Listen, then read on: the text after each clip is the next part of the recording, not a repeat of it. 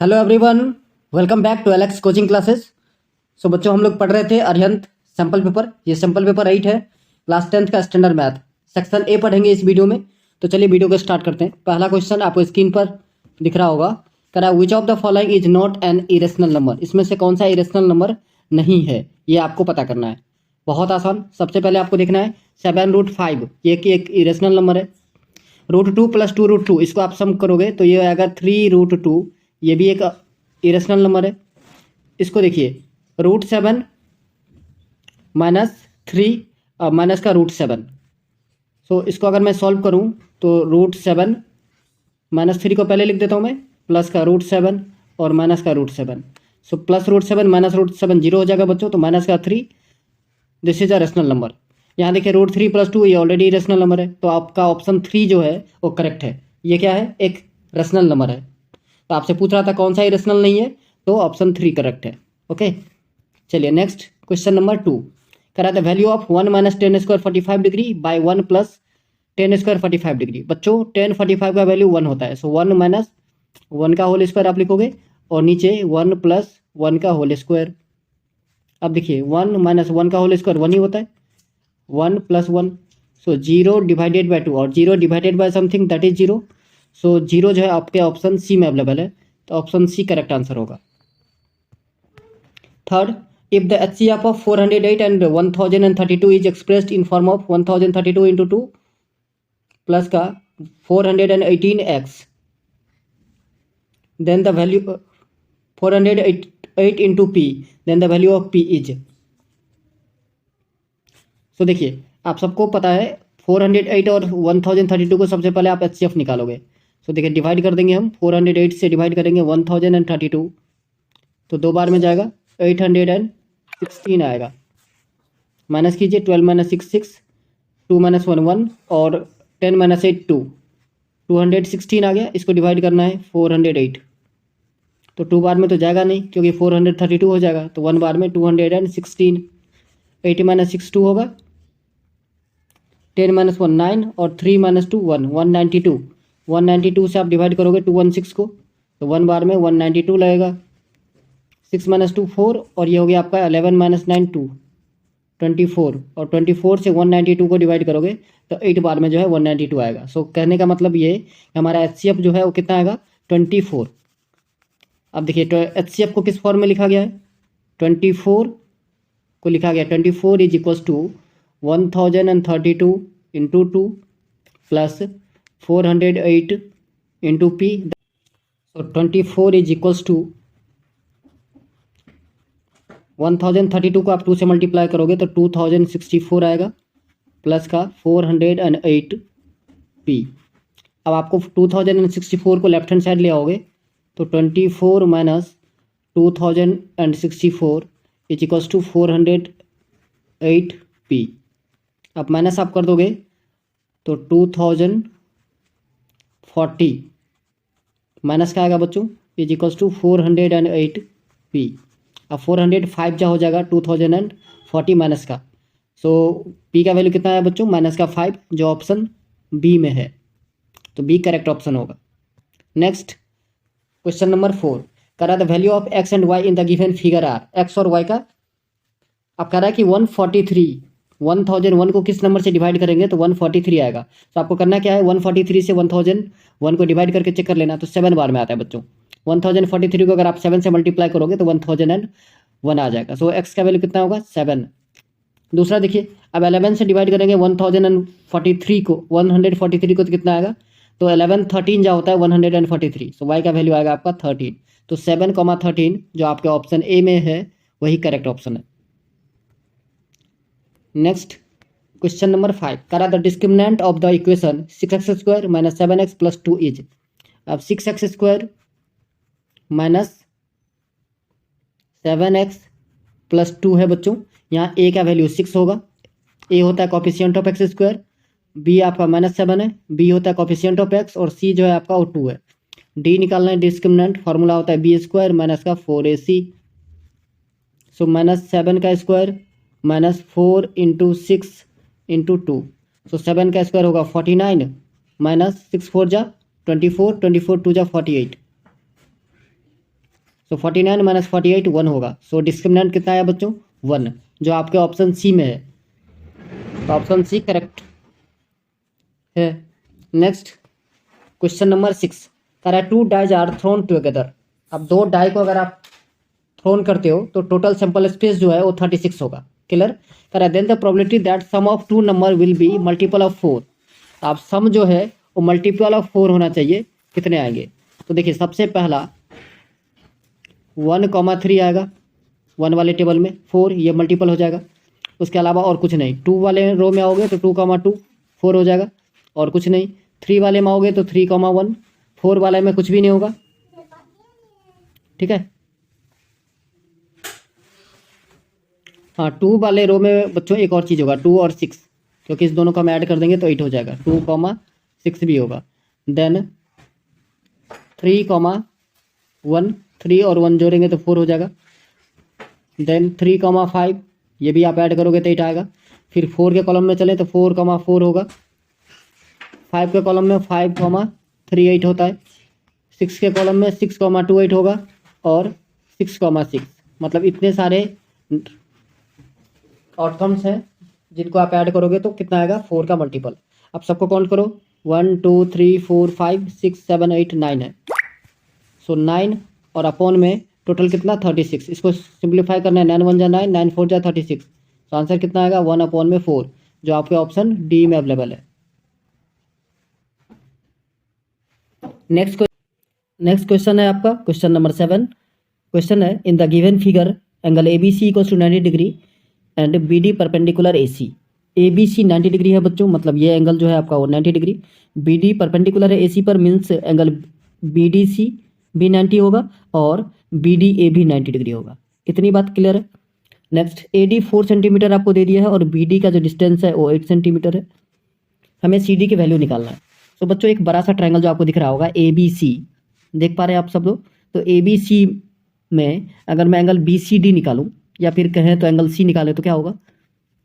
आप कहोगे sir simple है, 90 डिग्री से हम एंगल ए को माइनस कर देंगे क्योंकि एंगल बी जो है वो 90 था हमारा। बिल्कुल सही। दूसरा एक छोटा सा ट्रायंगल ए डी बी में देखिए, यहाँ भी अगर मैं एंगल ए बी डी निकालूं तो क्या होगा? एंगल ए बी डी फिर से वही चीज़ 90 डिग्री माइनस का एंगल ए होगा। क्लियर है बच्चों? अच्छा अब देखिए मैं दो ट्रायंगल कंसीडर करने वाला हूँ। एक ट्रायंगल है ए डी बी, क्या? A D B, in triangle A D B and triangle, दूसरा ट्रायंगल आपको दिख रहा होगा B D C, B D C. तो सबसे पहले बच्चों angle A D B is equals to angle B D C, B D C equals to 90 degree. ठीक है। दूसरा ये देखिए 90 माइनस ए 90 माइनस ए, तो इसको भी आप लिख सकते हो एंगल बी सी डी। ठीक है। और इधर A B D, angle A B D equals to angle B C D. ठीक है। प्रूव्ड अबव, मैंने ऊपर प्रूव कर दिया है। सो इस तरीके से आपको क्या दिखा कि ये दोनों ट्रायंगल एंगल सिमिलरिटी से सिमिलर हो जाएगा। So therefore triangle A D B similar to triangle B D C. अब बच्चों आपको पता होगा कि अगर दो ट्रायंगल सिमिलर होता है तो उसका साइड का रेशियो क्या होना चाहिए? इक्वल होना चाहिए। तो यहाँ से साइड का रेशियो आप निकालोगे तो B D by C D होगा। ठीक है। B D by C D, B D by C D is equals to दूसरा A D by B D हो जाएगा। ठीक है। इसको मैं इरेज कर देता हूँ ऊपर वाले को क्योंकि अब ज़रूरत तो है नहीं, आप लोगों को समझ में ऑलरेडी आ गया है। अब जो वैल्यू वाला पार्ट है वो सिर्फ लिखना है अपने को। ठीक है। सो क्या कह रहा था मैं? B D by C D is equals to A D by B D. ठीक है। अब वैल्यू आपको दिया था। ठीक है। बी डी का वैल्यू पता था 8, सी डी का वैल्यू नहीं पता है तो एज इट इज रहने दीजिए। Is equals to A D का वैल्यू दिया है आपको 4 अपॉन में बी डी का वैल्यू अगेन 8, क्रॉस मल्टीप्लाई कर देंगे आप तो 4 C D is equals to 8 8 जा 64। सो 4 1 जा 4 4 16 जा कितना आया बच्चों आंसर 16, जो आपके ऑप्शन ए में है। चलिए नेक्स्ट क्वेश्चन जो है आपका वो क्वेश्चन नंबर 8 कह रहा था mean of N observation is X. N observation का मीन आपको दे दिया है कितना X. If the first term is increase by 1, अब फर्स्ट टर्म को इंक्रीज किया गया 1, second by 2 and so on, then the new mean is. अब बच्चों देखो सबसे पहले कि एक्स जो है वो मीन था इसका एन नंबर ऑफ टर्म्स, मतलब x1 plus x2 plus x3 plus dot dot dot X N upon में एन। मीन आप लोग ऐसे ही निकालते हो, ठीक है। जितने नंबर है सबको sum of observation by total number of observation, आप सबने पढ़ा होगा। अच्छा अब नए मीन में चलते हैं, इसको एक्स बार मान लो। एक्स बार एक्चुअली यहाँ भी एक्स बार ही होगा, या एक्स है तो एक्स लेके चलते हैं, कोई दिक्कत नहीं है, एक्स लेके ही चलते हैं, ठीक है। ओके अब देखिए नया मीन निकालना है, new mean, let it be X bar. X bar equal to क्या बोला, फर्स्ट में 1 ऐड करना है तो x1 प्लस का 1 होगा, ठीक है जी। सेकेंड टर्म में क्या 2 ऐड करना है तो x2 प्लस का 2 होगा। थर्ड टर्म में क्या करना है तो x3 प्लस का 3 ऐड करना है, प्लस डॉट डॉट डॉट चलता रहेगा। एक्स एन में कितना ऐड करना है, एन ऐड करना है, ठीक है जी। नंबर ऑफ टर्म तो सेम ही रहेगा, एन ही रहेगा, क्लियर। अच्छा अब ये देखिए जो टर्म है इसको हम ब्रेक करके ऐसे भी लिख सकते हैं। x1 बीच में प्लस लिखना है बच्चों आप सबको, ठीक है, ये प्लस है यहाँ पर, तो x1 plus x2 plus dot dot dot action तक चाहते हैं, और दूसरा नंबर वाला टर्म जो था उसको एक साथ लिख देते हैं 1 plus 2 plus 3 dot dot dot N तक, और डिवाइडेड बाय एन। अब एक चीज़ देखिए, इसको दो पार्ट में आप ब्रेक कर सकते हो नए मीन को। कहोगे सर कैसे, तो दो पार्ट में बच्चों कुछ इस टाइप से ब्रेक कर सकते हैं हम। X bar is equals to, पहला हम लिख सकते हैं x1 प्लस x2 प्लस का x3 plus dot dot dot X N upon में एन, ठीक है, plus 1 plus 2 plus 3 plus dot dot dot N upon में एन। लिख सकता हूँ क्या पिछले वाले टर्म को। अच्छा अब देखिए ये तो ऑलरेडी आपको पता था क्या मीन एक्स है, सो एक्स प्लस नंबर ऑफ 1 से लेकर के एन तक अगर कोई नंबर को ऐड किया जाता है, ठीक है, तो उसका सम होता है बच्चों N into N plus 1 upon में 2, क्या N into N plus 1 upon में 2। तो आप लिखोगे N into N plus 1 upon में 2, और नीचे क्या था हमारा एन भी था। अब एन से एन कैंसिल हो गया तो बचा क्या X plus N plus 1 upon में 2, ये नया मीन आया, क्लियर है। अब ऑप्शन चेक कीजिए, यहाँ पर देखिए x plus N plus 1 upon में 2 जो है ऑप्शन ए में अवेलेबल है, तो ऑप्शन ए आपका करेक्ट हो जाएगा, क्लियर। चलिए आगे बढ़े, नेक्स्ट क्वेश्चन है आपका क्वेश्चन नंबर 9। कह रहा है if cosec A equals to 2 then the value of 1 plus tan A plus sine A by 1 plus का cos A. So cosec A का वैल्यू बच्चों आपको दे दिया है कितना 2, तो देखिए कॉसेक ए इक्वल्स टू 2 को आप लिख सकते हो कॉसेक 30 डिग्री, ठीक है। कॉसेक 30 का वैल्यू जो होता है बच्चों वो 2 होता है। Now comparing on both side, तो कंपेयर अगर आप करते हो तो ए का वैल्यू कितना आएगा आपको होगा सर 30 डिग्री। अब यही 30 डिग्री ए के जगह पर जहाँ जहाँ ए दिख रहा है आपको वहाँ वहाँ आपको क्या करना है तो 30 डिग्री सब्स्टिट्यूट कर देना है इस सारे जगह, ठीक है जी। तो सबसे पहला क्या लिखोगे 1/10a, तो 1/10a को बच्चों कॉट ए लिख सकते हैं, सो सिंपल हम लिख देते हैं कॉट 30 डिग्री, ठीक है जी, प्लस साइन 30 बाय 1 प्लस का कॉस 30 डिग्री। अब कॉट 30 की बात कर लें, ठीक है, तो कॉट 30 होता है आपका √3, tan 30 होता है 1/√3, तो कॉट 30 जस्ट उल्टा तो √3 हो जाएगा, सो √3 प्लस साइन 30 का वैल्यू होता है 1/2, कॉस 30 का वैल्यू होता है √3 अपॉन में 2, ठीक है। सो ये हो जाएगा आपका 2 प्लस का √3। इस सबको आपको सॉल्व कर लेना है, सॉल्व करने के बाद जो आता है आंसर वो बच्चों 2 आता है, आप सॉल्व करके देख सकते हो, तो जो ऑप्शन सी में अवेलेबल है। अब आप कहोगे सर सॉल्व कर ही दो ना, चलो मैं कर ही देता हूँ, कोई दिक्कत नहीं है, सॉल्व तो करना ही है ना। चलिए कर देते हैं। तो सबसे पहले √3 को एज इट इज़ लिखना है आपको, प्लस 1/2 एज इट इज़ लिखना है, और नीचे फ्रैक्शन का ऐड कर देना है। तो ये होगा 2 प्लस का √3/2। सो देखिए ये 2 और ये 2 कैंसिल, तो बचा क्या, 2 प्लस का √3। नेक्स्ट स्लाइड में चलते हैं। सो √3 प्लस 1/2 प्लस का √3, कुछ यही बचा। हाँ जी, अब मल्टीप्लाई कर दीजिए 2 माइनस का √3 से, 2 माइनस का √3। तो बच्चों √3 प्लस 2 माइनस का √3, नीचे आएगा आपका 2 का स्क्वायर 4 माइनस 3 का स्क्वायर, √3 का स्क्वायर 3। सो 4 माइनस 3 1 होगा बच्चों, √3 यहाँ से कैंसिल हो जाएगा, तो बचा क्या, 2/1 दैट इज 2। क्लियर, यही मैंने कहा भी था आपको। नेक्स्ट क्वेश्चन है बच्चों, क्वेश्चन नंबर 10। कह रहा था minute hand of a clock is 10 centimetre long. एक क्लॉक का मिनट हैंड 10 सेंटीमीटर लॉन्ग है। The area swept by the minute hand between 8 AM to 8:25 AM is. तो उस मिनट हैंड द्वारा 8 AM से 8:25 AM के बीच में कितना एरिया स्वेप्ट किया जाएगा, ये आपको निकालना है। ठीक है, तो सबसे पहले एक चीज़ आपको पता होगा कि हमारा जो मिनट हैंड है वो 60 मिनट में एक कंप्लीट रिवॉल्यूशन करता है। पूरा एक चक्कर लगाने में कितना टाइम लगता है, 60 मिनट। अब एक कंप्लीट चक्कर में कितना एंगल होता है बच्चों, 360 डिग्री का एंगल होता है। सो एंगल अगर हम थीटा निकालना चाहें तो 360 डिग्री का एंगल बनता है कितने टाइम में, तो 60 मिनट में। हमें कितने मिनट में एंगल निकालना है, 25 मिनट में। सो इंटू 25 कर देना आपको, समझ में आ रहा है। अब देखिए 66 जा हो जाएगा 360, तो 25 6 जा हो गया आपका 150। ये आपको एंगल पता चल गया थीटा। ठीक है, ये एंगल थीटा आपको पता चल गया कितना, 150 डिग्री।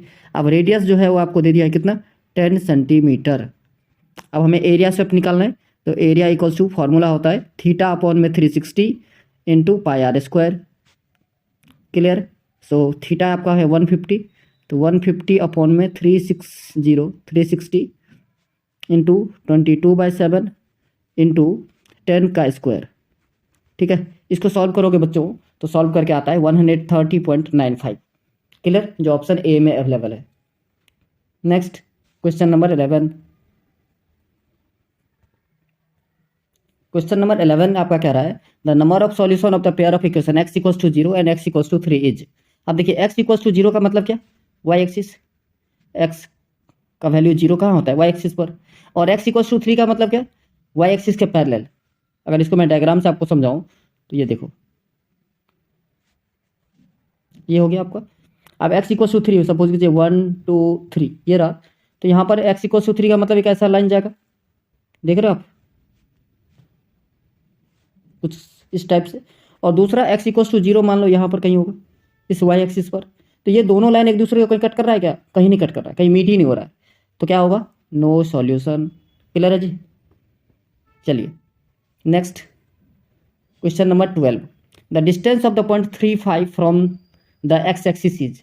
अब x एक्सिस से कितना डिस्टेंस होगा इस पॉइंट का, ये आपको निकालना है। तो बहुत सारे वीडियो में मैंने एक छोटा सा ट्रिक बताया है कि जब भी आपसे पूछा जाए कि x एक्सिस से कितना डिस्टेंस होगा तो y का कोऑर्डिनेट आपको टिक करके आना है, मतलब क्या, 5 यूनिट। यहीं पे मुझे पूछता है कि y एक्सिस से कितना डिस्टेंस है, तो x कोऑर्डिनेट को टिक कर देना है। क्लियर, ये ट्रिक याद रखना है, आपको भूलना नहीं है। ये वीडियो अगर आप लोगों को अच्छा लगा हो तो इसको शेयर कीजिए अपने दोस्तों के साथ। ठीक है, और अगर आप चैनल पर नए हैं तो चैनल को सब्सक्राइब कर लीजिए। चलिए आगे बढ़ें, समझ में आया आप सबको। चलिए आगे बढ़ते हैं। नेक्स्ट क्वेश्चन नंबर 13 कह रहा if a cylinder is filled with water and spherical ball of radius r is dropped into the cylinder then the quantity of water spread out is. अब देखिए कह रहा है कि एक सिलेंडर है जिसमें पानी भरा हुआ है, उसमें क्या करना है, स्फेरिकल बॉल डालना है जिसका रेडियस क्या है, r। तो पूछ रहा है कि कितना पानी जो है बाहर आएगा, ये आपको पता करना है। ठीक है, तो देखिए पानी कितना बाहर आएगा, जितना वॉल्यूम होगा सिलेंडर का, सॉरी स्फेरिकल बॉल का। तो स्फेरिकल बॉल का वॉल्यूम कितना होता है बच्चों, वॉल्यूम होता है 4/3 पाई आर क्यूब, यही होता है, पता है आप सबको, इतना ही होता है ना।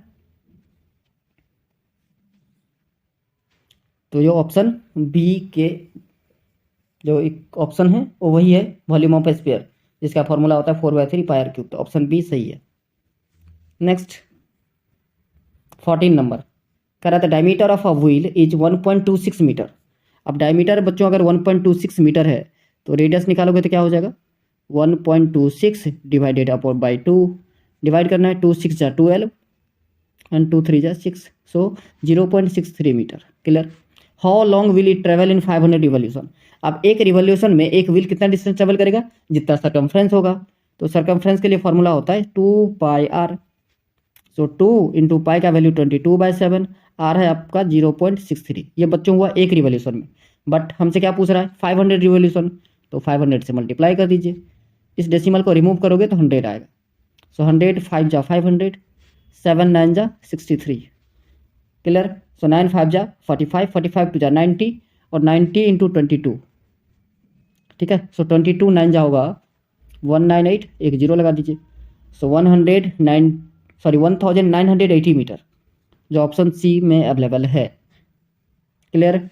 Next, the simplified value of 1 minus cos square A into cosec square A is. तो सबसे पहले आपको करना क्या पड़ेगा, मल्टीप्लाई कर दीजिए। अब देखो 1 माइनस कॉस स्क्वायर ए को कॉसेक स्क्वायर ए से मल्टीप्लाई करोगे, पहला आएगा कॉसेक स्क्वायर ए, ठीक है जी, माइनस कॉस स्क्वायर ए इंटू कॉसेक स्क्वायर ए। अब देखिए कॉस स्क्वायर ए को एज इट इज रहने देना है, माइनस कॉस स्क्वायर ए, और कॉसेक स्क्वायर ए को आप लिख सकते हैं 1/sin स्क्वायर ए। तो ये हो जाएगा आपका 1/sin square A. Now cosec square A minus cos by sine बच्चों कॉट होता है, सो कॉट स्क्वायर ए। अब कॉसेक स्क्वायर ए माइनस कॉट स्क्वायर ए का वैल्यू क्या होता है 1, फॉर्मूला ही हमारा, तो ऑप्शन बी सही है। Next, question number 16। In the given figure O is the centre of the circle. O centre है, एक कर दिया हमने O of the circle with P and P B are tangent. P A और P B tangent है, let it be P, so P A and P B ये दो tangent है बच्चों। The measure of angle A D B is equal to 60 degree. A D B का जो major है वो 60 डिग्री है, ठीक है। तो देखिए ए डी बी अगर 60 डिग्री है तो सपोज कीजिए यहाँ पर डी होगा, इसका मतलब तो ए डी बी 60 डिग्री। तो ये बच्चों अगर 60 डिग्री है तो सेंटर का एंगल ये कितना हो जाएगा 120 डिग्री। समझ में आ रहा है। तो एंगल ए ओ बी हो गया आपका 120 डिग्री, ये थ्योरम ही है हमारा। चलिए इतना पता चल गया, देन आगे बढ़ते हैं। पूछा क्या गया है, then triangle P A B is an. तो पी ए बी कैसा ट्राइंगल होगा, पी ए बी। अब बच्चों देखो ये एंगल अगर 60 डिग्री हो गया तो ये दो एंगल इक्वल होंगे, कौन सा, क्योंकि देखिए ये रेडियस है और ये भी आपका रेडियस है।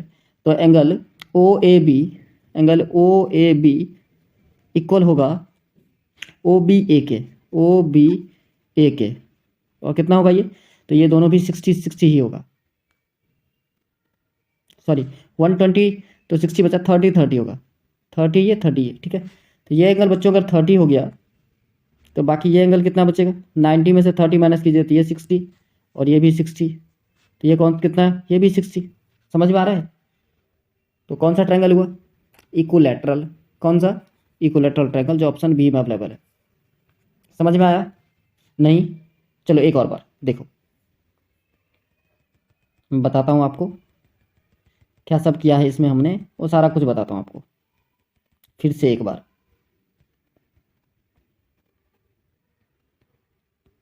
देखिए सबसे पहले बोला था कि ए डी बी 60 डिग्री है, तो ए डी बी अगर 60 है तो ए ओ बी क्या होगा बच्चों, इसका डबल हो जाएगा, मतलब 120 डिग्री हो जाएगा। क्लियर है।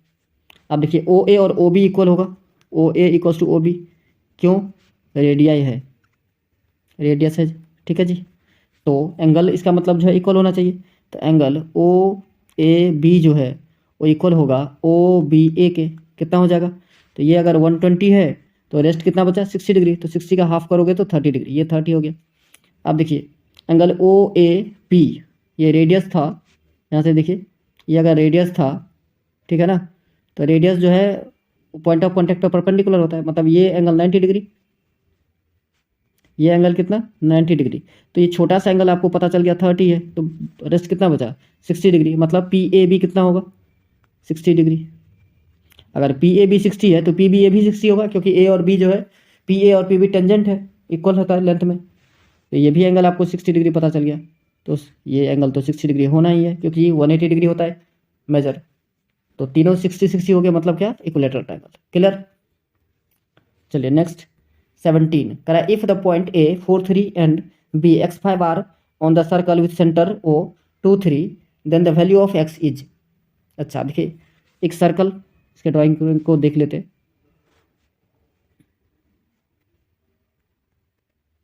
ये एक सर्कल है, 2 पॉइंट आपको दे दिया है।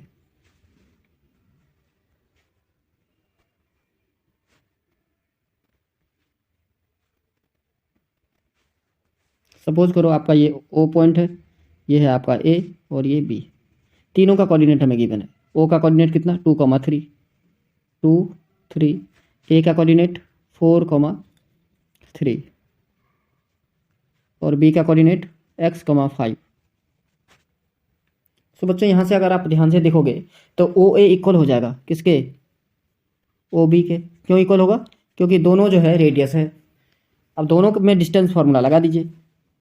तो OA का निकालोगे आप, OA 4 - 2 का स्क्वायर मीन्स 2 का स्क्वायर प्लस 3 - 3 मीन्स 0 का स्क्वायर। क्लियर है बच्चों, इज इक्वल्स टू OB निकालोगे आप, x - 2 का स्क्वायर